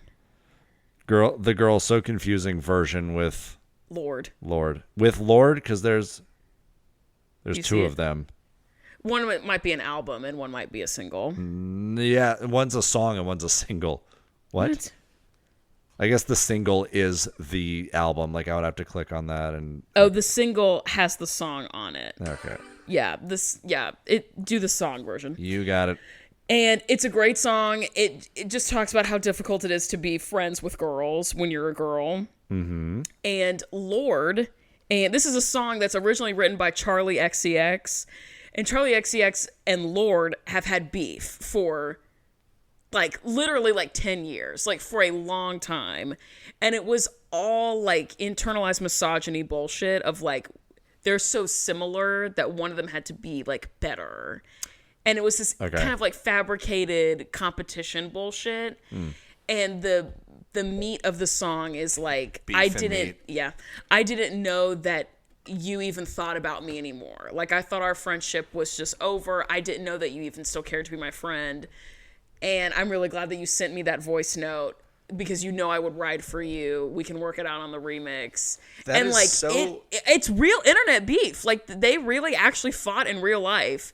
Damn. And now they're like cool. And that's been like 10 years in the making. It's like it's crazy. That It's is crazy. a legit thing that like I'm gonna pull up the lyrics. that is part of why I think like I encourage people to like, you know, reach out, just say like, hey, how's it going? Just was thinking about you. Hope you're doing well. Blah blah blah. Like tell your friends or like estranged friends. Like you didn't necessarily have like a huge falling out or whatever. Like maybe these two did. Yeah. But just like, hey, like we used to hang out like all the time, and I know our lives have kind of taken us in different directions. But I hope you're doing well. Yeah. Remember that time that blah blah blah. Yeah. It doesn't need to be like, hey, let's reconnect. Let's No. go get. It doesn't have to be that. Yeah. It can be, but it doesn't have to be. Just like I was thinking about you, and I hope you're doing well. That's it. Yeah. The lyrics to Lord's verse are, well, honestly, I was speechless when I woke up to your voice note. You told me how you've been feeling. Let's work it out on the remix. You'd always say, let's go out, but then I'd cancel last minute. I was so lost in my head and so scared to be in your pictures. Because for the last couple of years, I've been at war with my body. I tried to starve myself thinner, and then I gained all the weight back. I was trapped in the hatred, and your life seems so awesome. I never thought for a second my voice was in your head. Girl, you walk like a bitch, which was something that she said to her at one point. When I was 10, someone said that. And it's just self-defense until you're building a weapon. She believed my projection, and I totally get it. Forgot that inside the icon, there's just a young girl from Essex. People say we're alike. People say we've got the same hair. It's you and me on the coin the industry loves to spend. And when we put this to bed, the internet will go crazy. I'm glad I know how you feel, because I'll ride for you, Charlie. That's fucking awesome. Every time I hear it, I cry. Because that's so what it's like to be a girl. It's such a good song. It is such a good song. It is a healing experience listening to that song. Go listen to that song. It's so good. Charlie XCX and Lord. Girl, so confusing. Thank you so much for listening to this episode. Dude, this was a lot of fun. Was it? I feel like I did a bad job. I also you didn't know we were doing this until after I'd already taken my notes. No, and you so were I was great. like, I took some of these notes hoping that Eli would like fill in the gaps. And so then in my brain I was like, it was Holly that said that, not Nia. Whoops. I think it was coherent. I think it was so. Good, yeah. In the editing, I'll be like, what the fuck was this bitch even talking about? If it's not coherent, how is this episode different from any other episode? Big T, actually. And this is the pregame, because next week's episode is going to have a super special, ultra mega guest. And it will be the most chaotic and incoherent episode we've ever had ever. So. Where's Jake going to... Am I going to have to sit on the floor or something? I think you'll sit here, and me and my girl will sit over there. Oh, so I'm just going to be off to the side while you guys just hang out. While we sit in our for an hour and a half. We have some notes. We have some thoughts. Yeah, I think that you guys hang out for an hour and a half. Yeah, maybe. Intervention. Yeah. Yeah. So tune in next week for the freestylings of one Ms. Little. It's going to be awesome. You can follow us on Instagram. We're at The Pyramid Pod. Sometimes I post. Most of the time I forget because I don't have Instagram on my phone because I don't want to do it. You can follow me on Instagram if you want to. My personal Instagram is at @notamandab_. My TikTok is at nerd.alert723. I'm at Eli_farmer_. Slay. For half a second I panicked because I didn't know why you were pointing at me. I was like, oh, I'm supposed to say things too. Oh my God. I fully checked out. You're still trying to figure out the dynamic of girls. You're like, how are girls friends with each other? Girls should be kissing. Girls aren't friends. Well, that's they not kiss. at all. No. Yeah, pretty much. This is ally Eli. That's hard to say. Well, most things are hard for you to say, dear. That's a good point. Yeah. Thank you so much for listening. Goodbye. Goodbye. Do you like the flourish I did there? Oh, your phone. No.